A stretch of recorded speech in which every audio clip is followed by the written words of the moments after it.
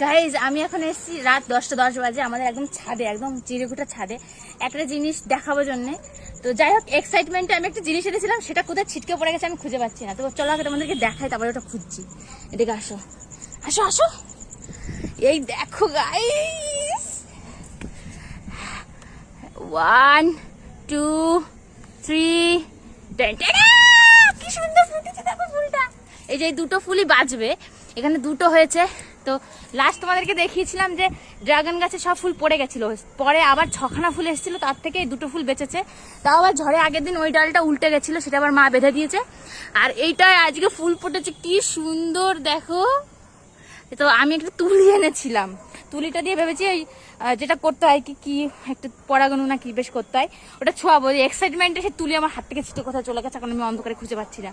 যাই হোক, এই দেখো কি সুন্দর লাগছে। সো আমি প্রথমবার এই যে দেখছি ড্রাগন ফুল নিজের চোখের সামনে, তো ভীষণই সুন্দর। এই দেখো, মানে কি বলবো। চলো, এটা কিন্তু এখন তুলিটা কোথায় পড়ে গেছে আমি খুঁজে পাচ্ছি না এখন।